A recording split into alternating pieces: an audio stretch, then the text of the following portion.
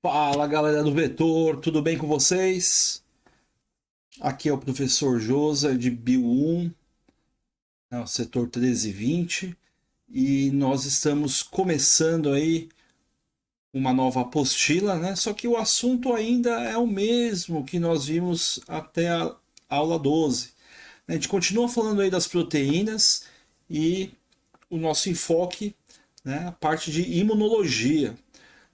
Hoje a gente vai relembrar algumas coisas que a gente já viu nas aulas 11 e 12, né, dos tipos de imunização, e vamos focar um pouquinho mais, né, na parte de soro, vacina e na definição de imunoglobulinas. Para isso, nós veremos alguns gráficos, né, veremos algumas tabelas, e é sempre legal a gente estar vendo essas coisas novas aí, principalmente no momento pandemia, né, mundial, todo mundo sabe o que a gente está passando aí em relação ao coronavírus, né, aos SARS-CoV-2, e eu acho que vai ficar um pouquinho mais esclarecido para vocês como que isso funciona, né, como que estão sendo desenvolvidas as diversas vacinas, né, para tentar imunizar a população e quem sabe acabar com essa desgraça mundial, né, que está levando muitas pessoas à morte, né, ou a ficar bastante convalescentes, né, e isso no Brasil e no mundo. Então é uma aula bastante importante. Não é uma aula de vírus, mas é uma aula bastante ligada ao que está acontecendo, para a gente poder entender um pouco melhor também. Né, e vocês devem imaginar que no final do ano, no meio do ano, os grandes vestibulares, as grandes provas certamente irão cobrar esse assunto de alguma maneira, né? Por isso é muito importante que vocês estudem, que vocês vejam, revejam a aula, que vocês vejam também as aulas do professor de Bio 2, né? As aulas de vídeos especificamente, possa ter aí umas formas de comparação, né, entender e juntar essas caixinhas da biologia, né, e sempre lembrando que a gente fala muito da parte química também, por isso é importante que você tenha uma atenção maior. Com relação às tarefas, pessoal, você tem aí mais alguns exercícios para serem feitos, né? São 12, e desses 12, 4 são escritos. É muito importante que você pegue, né, mesmo quando for um exercício escrito, você pegue um papel, pegue lá uma caneta, um lápis, né, e vá treinando como escrever, como passar o conteúdo que você conhece para o papel numa questão, geralmente de segunda fase de provas dissertativas. Ok? Vamos lá então? Imunologia. A gente já viu isso na aula anterior, só para a gente relembrar aí algumas coisas. O que é um anticorpo? O que é um antígeno? Né? Os anticorpos são aquelas proteínas de defesa, né? Proteínas que aparecem, que se apresentam na membrana plasmática de alguns leucócitos, de alguns glóbulos brancos.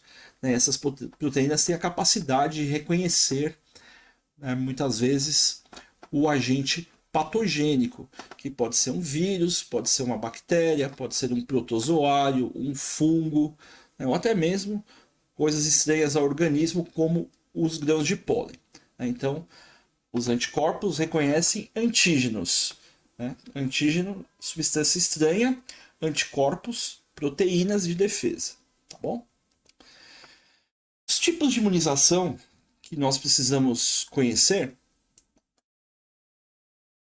né, são a imunização passiva, aquelas imunizações que não geram memória imunológica, portanto, a pessoa não cria anticorpos, não tem anticorpos selecionados que irão ficar na sua corrente sanguínea para toda a vida.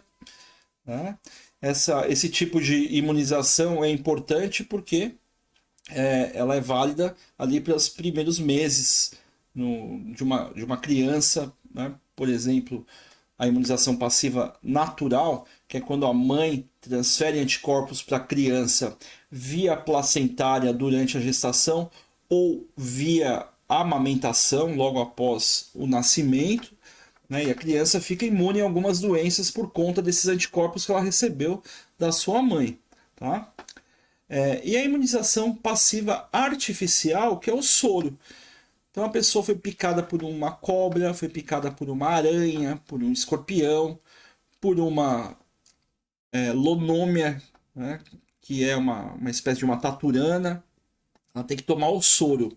Infelizmente, né, esse soro não gera memória imunológica. Então, se a pessoa for picada 5, 10 vezes, 15 vezes por uma cobra, ela vai ter que tomar o soro 15 vezes, 10 vezes. Né? Toda vez, logo após ter sido picada, ela já tem que tomar o soro. Quanto mais rápido, melhor. Né? E também é importante que se saiba qual foi o agente, né, que causou o acidente. Se não der para levar a aranha, se não der para levar o escorpião, se não der para levar a serpente, existem soros que não são específicos, né? Soros mais genéricos, que cobrem lá uma gama de cobras, por exemplo, de uma região. Então, a pessoa foi picada numa tal região, naquela região tem mais acidentes com, vamos supor, com cascavel e jararaca. Então ele vai ter um soro ali que tem os anticorpos já prontos para, né, serem inoculados no indivíduo e para que ataque os antígenos presentes no veneno. Certo? Então é importante você recordar que esse tipo de imunização não gera memória imunológica. Então tem aí alguns exemplos, né? O soro antiofídico, por exemplo, contra picada de cascavel, contra picada de jararaca, né? Soro anti-escorpiônico, picada lá dos escorpiões do gênero Titius, né? Titius cerulatus, Titius baiensis, né? O soro antiloxocélico, que é contra a picada de uma aranha bastante importante, né? Da Loxosceles, né? Do gênero Loxosceles. Também tem contra a picada das aranhas do gênero Phoneutria, que causam bastante acidentes também. Né? O soro antilonômico, que é contra os acidentes com a lonômia, que é uma espécie de lagarta, como eu tinha falado agora há pouco. Então tem aqui algumas figuras para vocês verem. Né? Aqui, ó, soro antibotulínico. Né? É um soro aí contra proteína botulínica. Então, se a pessoa tiver um acidente com, né, uma toxina botulínica, né, que é geralmente produzida por bactérias, você vai aplicar esse soro. Né? Aqui você tem o soro antiofídico polivalente, tá vendo? Polivalente por quê? Porque ele deve servir contra a picada de alguns tipos de cobras, né, de alguns gêneros de cobras diferentes. Então ele tem ali uma mistura de anticorpos já prontos e normalmente se usa o cavalo, né? Você insere no cavalo, injeta no cavalo o veneno da cobra e depois você, né, claro que é uma quantidade pequena de veneno, o cavalo produz anticorpos contra aquele antígeno, você retira uma parte do sangue do cavalo, né, toda uma técnica para filtrar, separar os anticorpos e aí você produz o soro. Né? Aqui a lonômia, que é essa lagarta que se camufla em troncos de árvores muitas vezes, né? E a pessoa distraidamente pode encostar e sofrer acidentes que, dependendo da quantidade, né, precisam sim de soro, né? O soro antilonômico. Tem aqui a imunoglobulina heteróloga contra veneno de lonômia oblíqua, né? Então você vai lá no hospital, você vai no pronto-socorro, alguns locais, né, fala do acidente que você teve, do médico, e ele vai aplicar esse soro para que você não tenha outros problemas, né, outros sintomas devido a esse tipo de antígeno.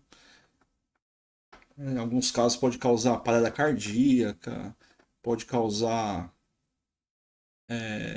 problemas de coagulação do sangue, pode causar gangrena de membros, tem vários efeitos que seriam decorrentes da, da atuação do antígeno, e cada antígeno vai ter o seu efeito, tá bom?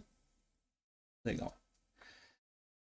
Aí depois nós temos as imunizações ativas, né? Essas sim geram memória imunológica, por isso que ela é chamada de imunização ativa. O indivíduo vai ficar com alguns anticorpos na sua corrente sanguínea, né, nas chamadas células de memória, caso, né, ele tenha contato com aquele antígeno novamente. Essas células contendo esses anticorpos se proliferam rapidamente e impedem que o indivíduo fique doente.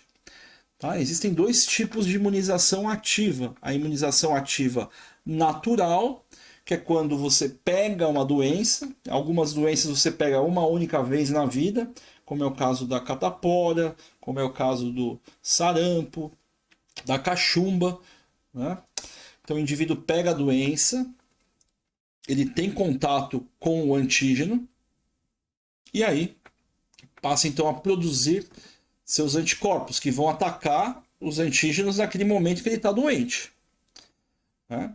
Passou a doença, alguns desses anticorpos permanecem na corrente sanguínea em baixa concentração nas chamadas células de memória. Né?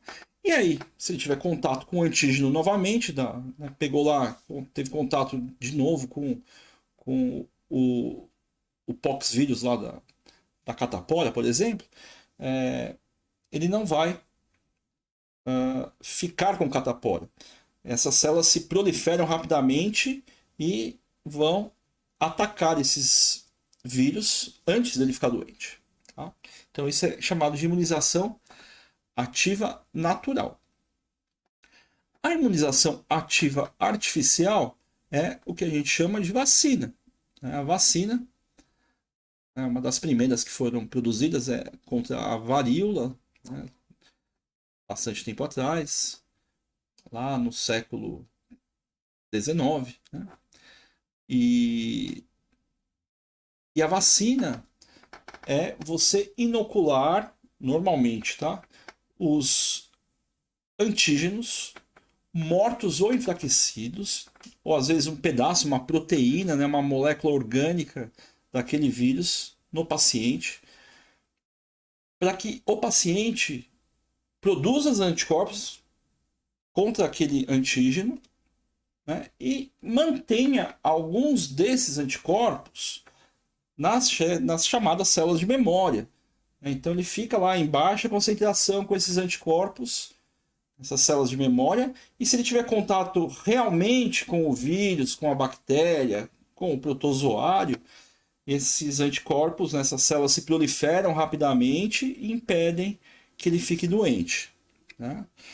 Então isso é imunização ativa artificial, é o uso da vacina. Tem várias técnicas de vacina, né, principalmente isso ficou bastante evidenciado com os casos de coronavírus, com o desenvolvimento das vacinas do coronavírus. E é interessante que você conheça essas situações, né? Então, a vacina é como se fosse um simulado, né? Que nem você simula uma prova, você faz lá um simulado do vetor, para depois fazer a FUVEST, a Unesp, a Unicamp, a UFSCar, o Enem, né? Qualquer vestibular que você vai prestar, SPM, FGV, INSPER, etc.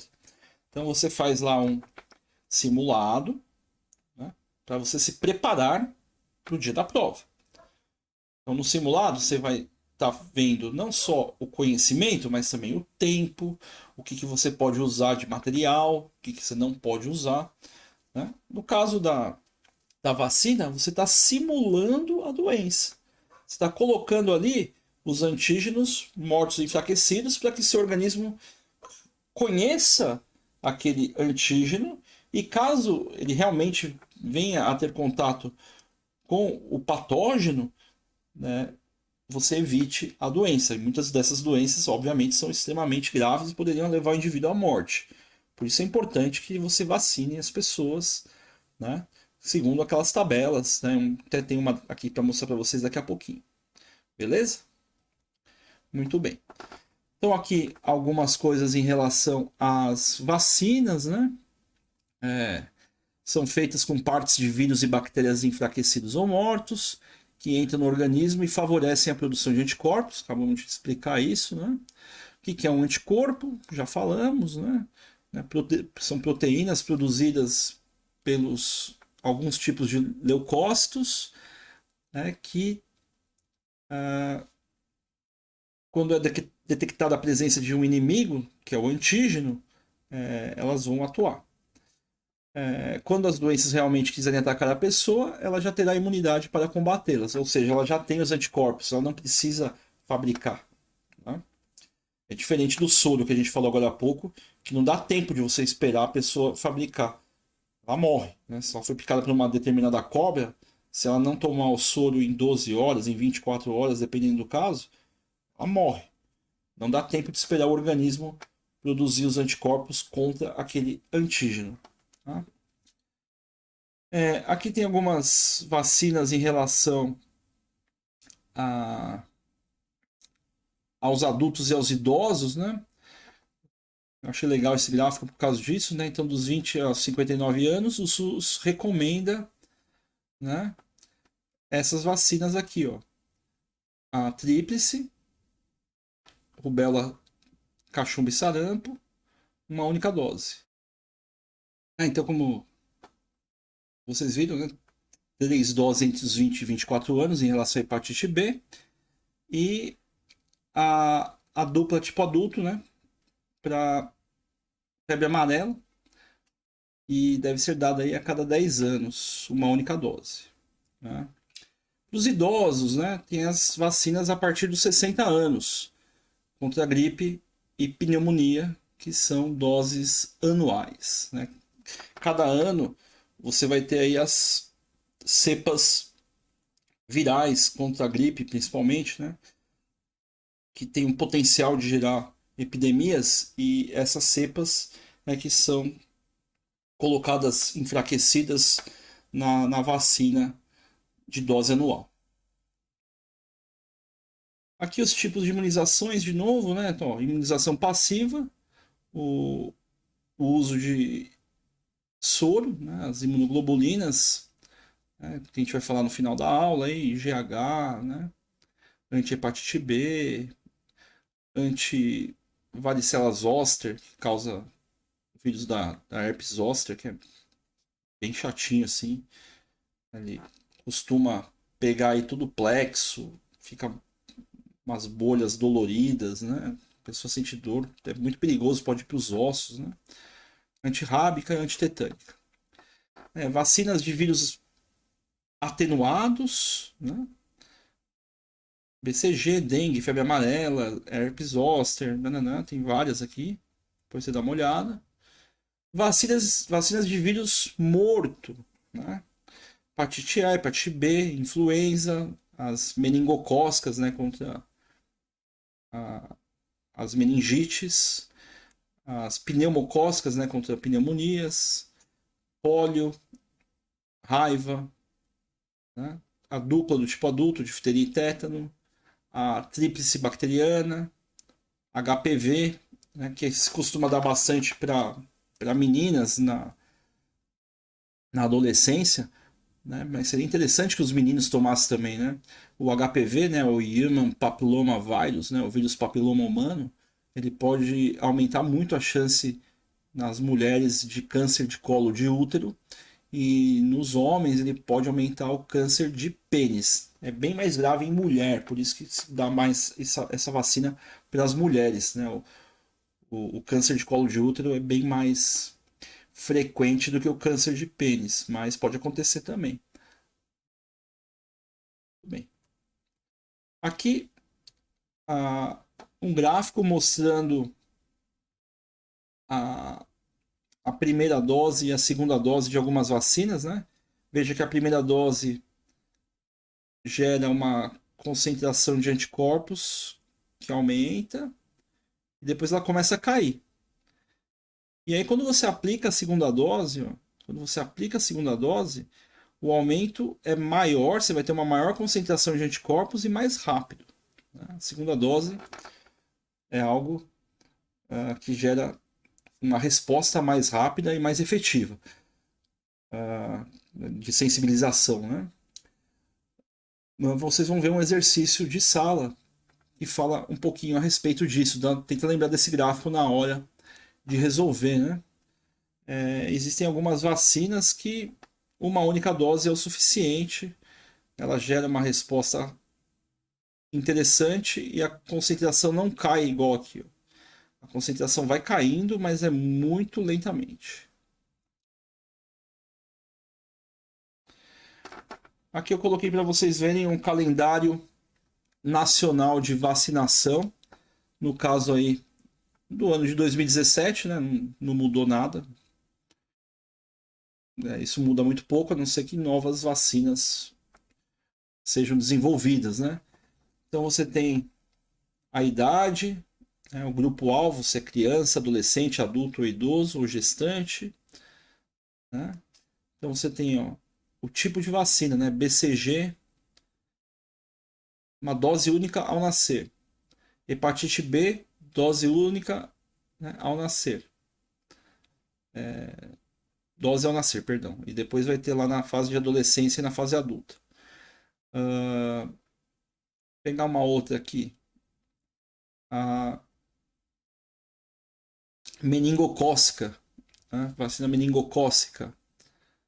Tem uma estrelinha aqui, ó, um asterisco. Se quiser olhar depois com mais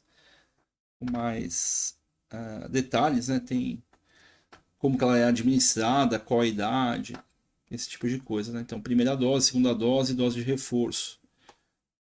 Hepatite A, HPV, ó, meninas de 9 a 14 anos e meninos de 11 a 14 anos. Deve-se, sim, meninos tomarem vacina para o HPV, né? Mas é raro que os meninos tomem, é mais frequente que as mães levem as meninas para tomar, mas deve-se tomar. Né? Se você não tomou e tiver oportunidade, tome sim, não tem problema tomar um pouquinho depois dos 14 anos, melhor do que não tomar. Então aqui um calendário que vai especificar quais vacinas você deve tomar durante a sua vida, né? Ou se você tiver um filho, você vai lá e consegue saber quando que cada dose deve ser administrada, né? Com que idade, com quantos meses de vida. Eu tenho acompanhado bastante. Eu tenho uma sobrinha que está fazendo hoje, inclusive, 8 meses, né? Então, daqui a um mês ela tem que tomar uma vacina para febre amarela, né? E daqui a 4 meses ela vai ter que tomar o reforço da pneumocócica, da meningocócica e a primeira dose da tríplice. Bom? Legal? Depois, se quiser, explora aí à vontade. Né? Dá um pause, dá uma olhadinha com mais calma nesse calendário, nesse gráfico, nessa tabela.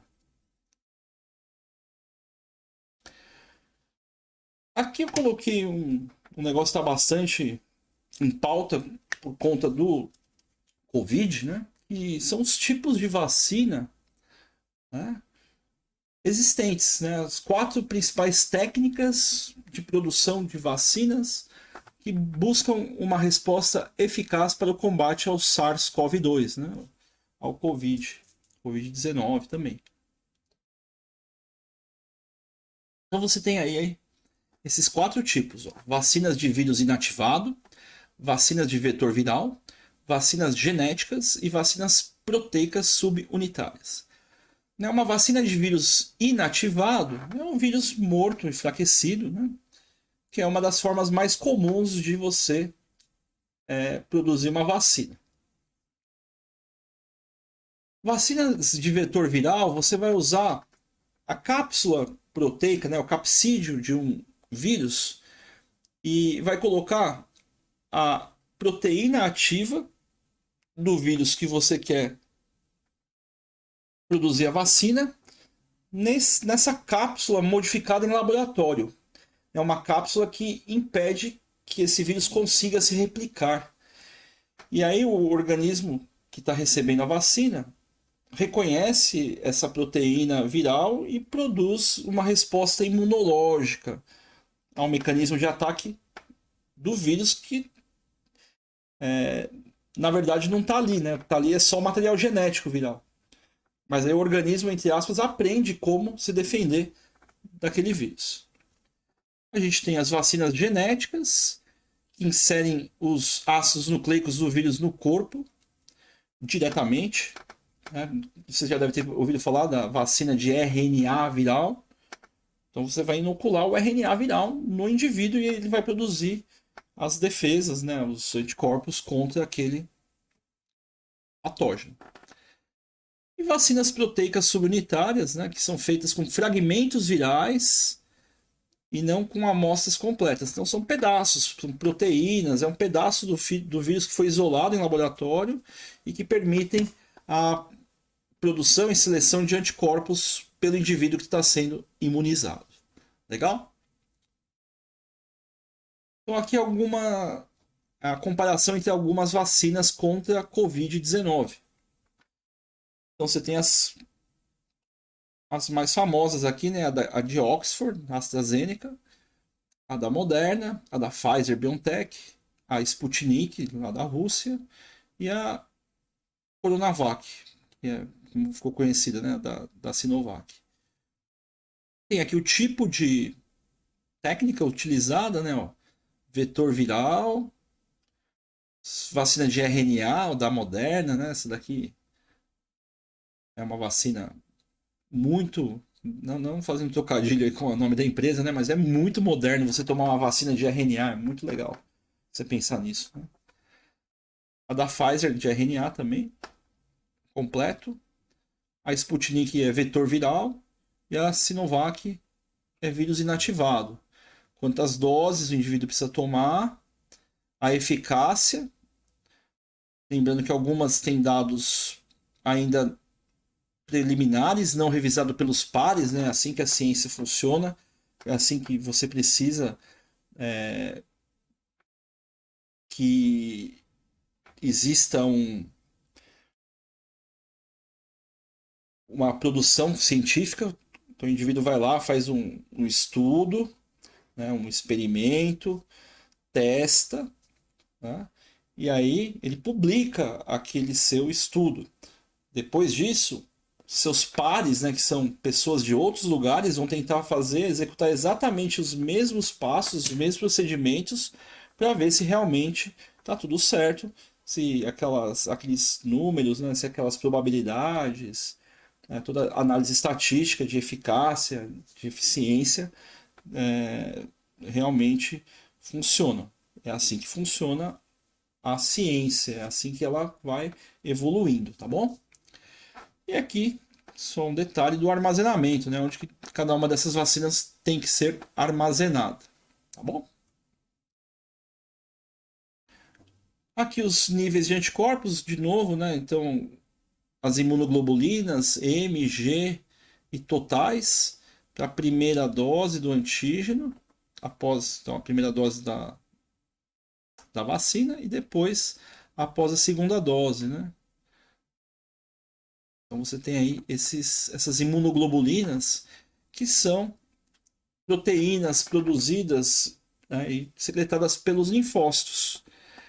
É um anticorpo. Né? Uma imunoglobulina nada mais é do que um anticorpo. São esses anticorpos que se ligam aos antígenos, reconhecem essas substâncias estranhas ao organismo. Né? Então aqui está falando, né? O termo anticorpo também é frequentemente utilizado. E aqui, para a gente encerrar, as funções das imunoglobulinas, né?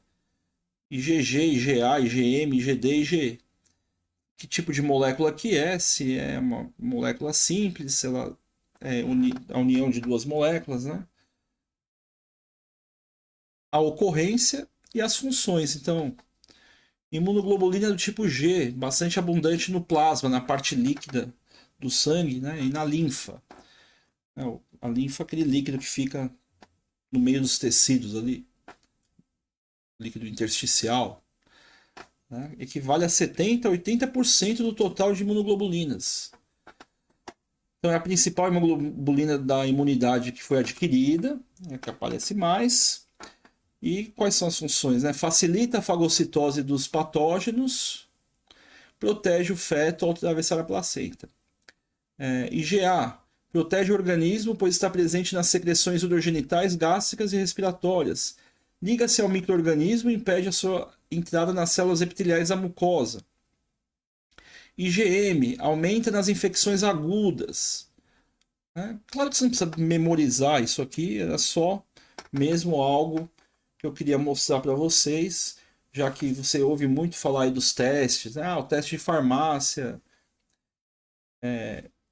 vai medir IgA e IgM, o que o indivíduo tem, né? Se ele já teve o Covid, aparece lá, né, o IgM aumentado. Né? Se ele está com Covid, aparece o IgM aumentado. Se ele já teve, aparece o IgA, né? Não zero, uma certa quantidade de IgA. Então quer dizer que ele já teve contato com aquele micro-organismo, tá bom? Beleza, pessoal? Então era isso que eu tinha para falar para vocês hoje.